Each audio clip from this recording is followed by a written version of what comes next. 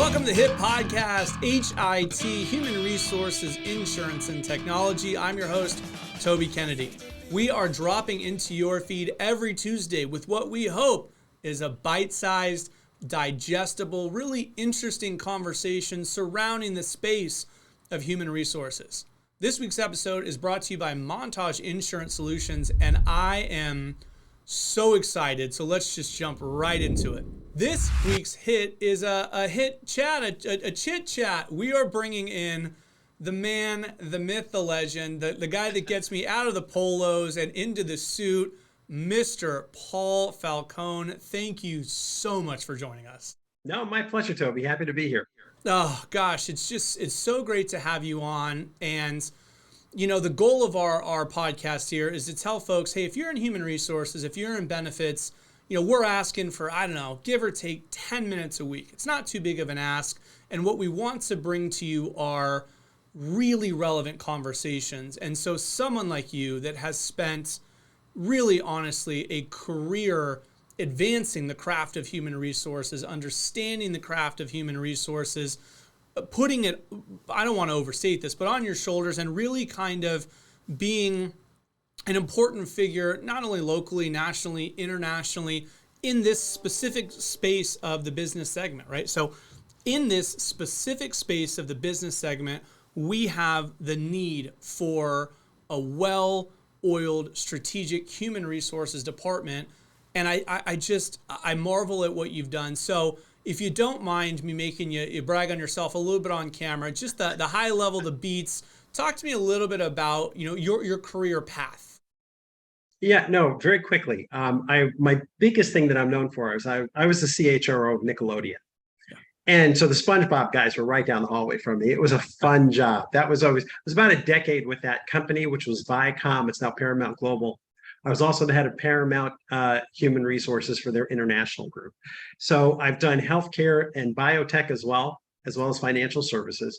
I'm writing my 17th book right now. I write with HarperCollins Leadership and with the American Management Association. Teach at UCLA Extension in the School of Business and Management. I'm a columnist for SHRM. Up until about a year ago, Toby, I was full-time HR doing all of those fun things on the side. Now I've opened my own consulting firm as of last 4th of July. And I'm having a blast. I'm doing management training, executive coaching, and keynote speaking. So it's working out wonderfully. Correct me if I'm wrong, so we don't have to edit this and post. It's paulfalconehr.com. Is that right? paulfalconehr.com. You've got it. Nice and easy. Yeah, that's right. That's a name is recognized. It's right next to the Nickelodeons and the SHRMs and the HarperCollinses that you just, you know, when you give a high level of your bio and it includes some of those names, again, it just underscores to our audience how thankful we are to have you here. So you mentioned, golly, your 17th book, which is unbelievable. And I think that my favorite part about your books are the way that you structure them, right? So, you know, X amount of good interview questions or expressions or, you know, some of the kind of things that as an HR practitioner, you probably need to know, but in the same way that we try to design our podcast to be bite-sized, I have found the content of your books to be very, very digestible, and each one of them kind of stands on their own. Do you mind me asking you a little bit to speak on sort of your writing style so that the listeners can know a little bit about what they might be getting into with a Paul Falcone book? Oh, I don't mind that at all. No. So here's the scoop, Toby. I've always written about the how. You know, people know what to do, they just don't know how to do it. And even if you have an MBA from a top 10 program in the whatever university, they don't teach leadership in the trenches. So my books are always like, you know, 101 tough conversations to have with employees, or 2,600 phrases for effective performance reviews, 96 great interview questions to ask before you hire. I like to write books with numbers. Yeah. Do you ever round them up to get to a better, you're like 96, God, I wish I could come up with 4. No, I'm just kidding. No, I couldn't come up with 4. I just couldn't make it. But the funny thing is, when you can help people say things, for example, with the Tough Conversations book, that don't put people down, that don't make employees feel like they're judged, that make it sound like you're their coach and their mentor rather than their disciplinarian, so to speak, people will listen. You just have to kind of give that sense of having their backs. And if you can kind of look at all these different scenarios, performance, conduct, attendance, termination, discipline, whatever you're doing that kind of can have a negative connotation to it, you can turn it into something constructive where the employees are really listening to you. Because the funny thing about like Gen Y and Gen Z, the 45 and the 25 and under crowds, we know everything about them. They are the most studied Totally. generational cohorts in history. And the one thing they want in survey after survey after survey is career and professional development. Now, part of that means recognizing them for a job well done, but part of it also means helping them hone their craft, helping them learn their trade. And that means you've got to give them negative input. The biggest mistake managers make is they look the other way and they sweep things under the carpet. And that's what I try and get away from, because I've seen it in every company where I've worked. If you can make it more palatable so the manager feels comfortable, they'll talk more and the employee will listen. Yeah, I agree. I think that one of my favorite kind of management quips is you got to have truth and grace, right? Obviously, you need to have some grace with people, but that doesn't leave out the truth part, right? You need to kind of be able to do both of those. So I wonder if you have any thing that comes to mind from a tips and tricks standpoint. If people do maybe shy away, like you said, from giving some of the negative input, but it's necessary, right? So maybe if you can speak to me a little bit about the necessity and maybe, you're the how guy. How? I like that. There's a bumper sticker in that one. Bumper sticker. That's right. No, so here's a scoop. One of the things, for example, in the tough conversations realm, I always talk about is using the word perception. Perception isn't right or wrong. It just is. It's kind of like feelings, right? They're not right or wrong. That's how you feel. If you can talk to people about the fact that something may be missing awareness, that could be creating a perception problem. And I wanted to talk to you about that. You can easily segue that into the most important discussions about your career are made when you're not in the room. That's the same for you as it is for me and everyone else. God, what a great thought. Oh my goodness. Pause on that. I want to kind of help you influence what's being said about you in that room someday, but we can fix it now. I can have your back if you'll allow me to.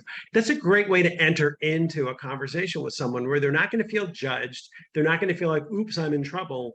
And the manager doesn't have to feel so uncomfortable about, I've got to tell them bad news and I really don't want to do it. It's a nice way. It's an easy way that people can, ease into those conversations and have real conversations. Boy, I have never heard anyone put that so succinctly, but yeah, the most important conversations about your career happen when you're not in the room. What an impactful thought if you really grapple with it. But what's interesting is that actually it dovetails in the question I was intending to ask, which is my perspective. And I don't have the same, length of career as you, admittedly, but I wonder your comment on this kind of idea surrounding, main character syndrome, or, people that are they're the hero of their own story, right? Is that on the rise today? Is that different today for today's managers than it was 10, 20, 30 years ago, where folks, their ability to take negative feedback when, again, you're just an extra in their movie, man. They're the main character. To a degree, you're not wrong, Toby. I think there are kind of these generalities about, the younger generation likes to take self photos and selfies. We didn't do that when we were younger. Well, we didn't have the cameras and we didn't have the internet. So that's one of the reasons that makes a difference. We probably would have done the same thing. But I want to be careful. Human beings are human beings. Yeah. And I think that the truth of the matter is what the younger generation wants is exactly what I wanted. I'm the end of the baby boom. I'm the youngest of the baby boom. Yeah. But the same thing for the Gen X that followed the baby boom. You know what I mean? It's like, look, we're all human beings. We want to work for an organization that cares. We want to feel like our work is meaningful. And we want to feel like we're on a trajectory. We're making a difference. We're building our resumes. We're building our potential. That's basically the same. Now, there are different things that we see now. We talk more about work-life family balance, which remote work is helping us kind of get some traction around, which is good. We talk more today about corporate social responsibility and environmentalism. That probably wasn't on the radar screens of the earlier generations. Right. But these are all really noble things. And companies that are smart are going to look and say, what is it that Gen Y and Gen Z want? And how do we get there? How do we get them there? And some of the things, I joke about this, but it's as simple as putting a barrel in your break room so that people can drop off the glass bottles and the plastic bottles and the cans. Right. I mean, that does change the world's footprint. And if we know that the younger gens are looking for this idea of sustainability and environmentalism, that doesn't even cost you anything. But boy, what a great thing to do to let everyone know that their needs and their values are in alignment with yours as a business owner or senior manager or whatever you happen to be. I'm so glad you framed it that way, because to be honest with you, so I'll back up a little bit. I have two kids. I have a 7-year-old and a 4-year-old. And my 7-year-old son loves bedtime stories, and I've got X amount of creativity in me, but at some point I sort of ran out of making up stories. And for whatever reason, I wound up with it on my heart to just turn to Aesop's fables. So just on a nightly basis, I would read a fable to him. And these are thousands of years old. And to your point earlier about humans being humans, the messages in these multi-thousand-year-old stories are still as germane today as they ever were. Because I think, like you said, fundamentally, it almost feels like an easy off-ramp to use that broad brush and just paint as, oh, today's people and oh, they're different. It's like, not really, man. Like you said, not really. No, and too many times you hear, oh, these young ones, they want the corner office by the time they're 29. So did I. Yeah. So Yeah. you know what I mean? So it's like, stop Yeah. with all the generalities. The bottom line is, what I've always said is, when you think about your favorite boss, right? And I go through this exercise in my classes, my workshops, tell me about your favorite boss. And people they look up to the left and they're thinking, okay, my favorite boss is someone who always had my back, who always made made me feel like my opinion mattered. I made a difference, cared more about me and my professional development, challenged me to do things I didn't even think I was ready to do myself, seemed to have more faith in me than I had in myself at the time. Mm-hmm. The argument to that is, that's all about that person's beingness. It's not their doingness. Yeah. You are talking about that person's character. You're talking about that person's caring. Yeah. And as a society, we're always focused on doing. What are you doing to motivate your employees? I understand that, but really, when you think about how do you become someone's favorite boss and what does that mean? It's piercing their heart. Maya Angelou was the poet who said, people may not remember what you said and people may not remember what you did, but they'll always remember how you made them feel. Love that. And the funny thing is, that's found its way in all of my books. Because this is easier than we're making it, Toby. I think a lot of people make management so hard, and it really doesn't have to be. If you can kind of keep in mind, your job is to help people be better, is to help them improve. Theoretically, it's to help them replace you one day. If that's the way you can think about things, you make your life so much easier, and you become the boss that everybody wants to work for. I mean, speaking of books, How to Win Friends and Influence People, it's like 100 years old, and you can still read it today, and it makes a ton of sense.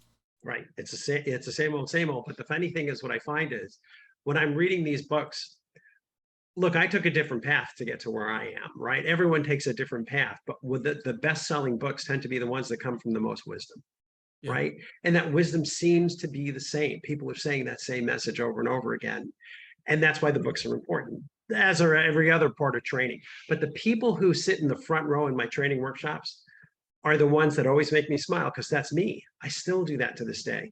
The ones who come and sit in the back row, that's the person who thinks I've been managing for 20 years. What I'm thinking is, no, you've been managing for 1 year. You just repeated it 20 times. Yes. You've done it 1 year 20 times. Yeah. So I think the reality becomes, be open to this stuff. There's a lot here. We've lost the ability to sit around the campfire and pass wisdom down from the elders to the younger generation.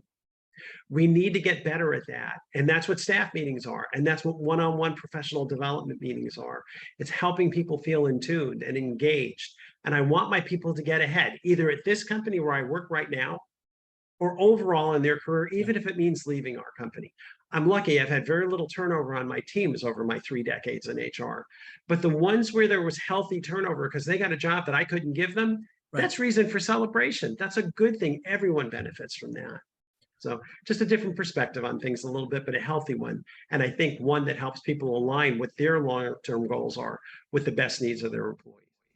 Yeah, I mean, I don't always love to drag sports into business, but when you look at some of the most prolific coaches, a lot of the times some of their greatest successes, of course, their wins and losses, but their coaching tree, right? All the assistant coaches that they've had over the years that have turned into great head coaches elsewhere, right? Right. And John Wooden was my guy because I went to UCLA. He was a little before my time. But you're exactly right. The best coaches, in turn, make the best coaches themselves. And I always say leadership is not about the number of followers you have. It's about the number of leaders you create in turn. And if you can think of it that way, again, simple change to your foundational thought, your sponsoring thought about who you are and what you're doing. But I think that's where the wisdom is. And I think beingness, coming from a good, healthy place to help your employees get ahead, just makes your life that much easier. You don't have to be a unilateral disciplinarian and decision maker. Really, the idea is coaching. It's teasing the answers out of your own people and helping them find their way and get their own traction in their careers. That's what they'll always remember you for. We're talking a little bit about campfire talks and tried and true wisdom. And I wonder your thoughts on, I'm curious about people today's access to mentors, desire to have a mentor, that kind of literal go find a human being that's more seasoned than you and pick their brain. I just wonder your thoughts in general on, the up and coming HR folks and honestly, maybe even where to turn, if to turn. What's some of your thoughts on finding a mentor? Yeah, it's a great question. So I'm a certified executive coach. I've been doing coaching since I launched my own consulting firm a year ago. But it's not exactly what I'm talking about. I understand that, senior leaders, sometimes coaching can be the best thing in the world for them. But I'm talking about rank and file now. I'm talking about first-time managers or directors and vice presidents, and how do they get the most out of their people? The best coaching is internal coaching. Everyone who's responsible for managing other people is a coach to a certain level. So if you can get these frontline managers to think about things, I mean, the questions I ask people are, would you want to work for you? Which is not that hard a question, but you'd be surprised how hard people have answering that question. Or a similar question, Toby, is if the whole company followed your lead, would you be happy with where you took it? Right. And they look at you and they're like, well, I mean, sometimes, and I get it. It's a hard question to ask, but think about it from that sense of selfless leadership. Are you paying it forward? Are you helping people grow in their careers? Are you a good listener? Are you someone to kind of help them avail themselves of new opportunities? You won't know unless you ask. And everyone is so busy these days. I don't have time to do that. It's like, yeah, actually you do. Get rid of some of the other stuff. Be able to delegate a little bit more effectively, especially the stuff that you're good at. Delegate what you enjoy doing and use it as a teaching tool. You'll be surprised how things calm down in your world when you're strengthening your team to do these things. You just sleep better at night. Yeah, amen. You asked a couple hypotheticals in there, and one of them was, are you a good listener? And I want to pull that out because I think that is such an underrated skill. And I'm curious your thoughts on listening, the art of listening, develop yourself as a listener. What are some of your thoughts on that? The answer to all of those questions is yes. We're not good at it as a society. I always say you need to listen with your eyes and your heart in addition to your ears. And having done HR for 3 decades, I've done a lot of exit interviews in a lot of companies, and you will be surprised what people say on their way out the door. Man, you do a great job around here. Nobody says a word. Make one mistake and they're all over you. Yeah. And that all kind of falls under that same thing. I talk to my boss, but my boss doesn't take the time, or my boss doesn't follow up. My boss says she's going to do things. She actually doesn't do it. He said this, blah, blah, blah. It's a lot of noise. It's like, look, wait, when I'm in the room with one of my employees, I want them to know they're the only ones that I'm in that room with. I'm not looking at my phone and I'm not looking at anything else. But more important, if we're at a restaurant or we're in a meeting in an open room with other, I still want them to feel like they're getting undivided attention, that they're the only person in the room, and to be sure and follow up on whatever it was that we talked about. Even if the answer is going to be no, they need to know that I looked into it, I explored it, the timing isn't right. Sorry, we can't do that now. But that will at least let them heal. It lets them bring it together. And it's like, okay, they can take that collective breath, that sigh of relief, like, okay, well, I can't do that, but at least I tried. Mm-hmm. But rather than, I don't want to tell them bad news, it'll demotivate them so they don't follow up. That becomes a real problem. So you have to really hone that art. And the only thing I'd say on that side, Toby, is wait 3 seconds, or at least 2 seconds, for someone to finish their thought. Yeah. Other than that, you're going to constantly be interrupting people, and that's just no fun. I wonder if, first of all, do you, at 17 books later, who's your current bestseller still? I'd say the 101 Tough Conversations to Have with Employees. That seems to be the pain point out there. So that's where people tend to migrate. The other one, actually, the one that sells the most copies is the 2,600 Phrases for Effective Performance Reviews. But that's a phrase book. It's not a book. So I kind of defer to the 101 Tough Conversations. Yeah, I like when you have a library of books you've written so deep that you can have a couple that stand in as your top one. How about the most recent book? Talk to me about that. Well, last year, when I launched my consulting firm, I came out with a new series, and HarperCollins was nice enough to call it the Paul Falcone Workplace Leadership Series. And I was like, whoa, you're using my name in the title? I'm like, wow, that's great. But that was a 5-book series, and it tracks the talent management lifecycle. So it starts with effective interviewing. And then there's a book, Interviewing, Hiring, and Onboarding. Then it moves into the sports metaphors, what I call leadership offense and leadership defense. Yeah. The offensive piece is knowing how to grow, develop, motivate, and, the defensive piece is knowing the accountability, the tough conversations, knowing how to do the documentation. The fourth book was a book specifically for new managers because they wanted something, best of the best, just for people who are moving into management for the first time. And the fifth book was on workplace ethics. It's called Mastering Ethical Leadership and Sustaining a Moral Workplace. So to me, that's really important. And I've taught the ethics course at UCLA for a number of years, and there's no book on it. So I said, I'm writing the book. But it's really about managerial ethics and employee relations is really what it's about. So those books made the most sense to me. And I kind of, what's the term? I hung my shingle on those books being released. So that was my entree into the consulting world, and I'm really awesome. So for our listeners that are hopeful to continue to grow in the craft of HR, someone like you that has studied, taught, understood, practiced, what is maybe one thought or something that you would want to impart if they go, hey, look, this man has pages and pages and a lot that I can unpack, and God knows how many interviews, but if I can sort of just get the, not to make this a TikTok type of a thing, but what is something that, in all of your years of wisdom, you'd want to say to an up and coming HR practitioner? So the funny thing, Toby, is, and this is going to sound like a wah-wah, but the bottom line is just be cool, just be nice, just be yourself. Yeah. People who are moving into management, all of these assumptions jump in. Oh, I have to be this and I have to be that. And it's like, no, just be yourself. Where I've been lucky in my careers, I worked for really good companies, and I always made people feel like I had their backs. It was that simple. When you wanted time with me, I was there. When we closed the door, you were the only person on the planet to me. And I really do care about people. And most people who go into HR do it for that very reason. Yet all of these things start swimming in their heads. I had an employee not too long ago who I would say, why aren't you recognizing your people more? And the person said, well, I can't. And I said, well, why not? It says it can go straight to his head. If I tell him that, he's going to want more money. And I said, really? Is that the narrative you've told yourself? So if I called you out in front of the whole team and said, you did a fabulous job, we're so proud of you, tell us how you did it, the first thing you'd be thinking is 10%. And he said, well, no, Paul, I wouldn't be thinking 10% more money, but other people might. And I said, really? You're the average bear. How would you respond? And there's no reason for you to think that others aren't going to respond the same way that you would. So don't tell yourself all these tales about, I can't recognize people because they're going to want more money. It's going to go straight to their head. That's not true. Recognition it's the psychic income. It's what gets people up in the morning. I love my job because I feel like I make a difference and I'm recognized for what I do. Don't let people go through the comma living. And what I mean by that, Toby, is I don't want the administrative assistant who says I do phones, comma, filing, comma, correspondence, comma. I don't care about that. That's your job description, for Pete's sake. Yeah. I want to know, why is it a better organization for your having worked here?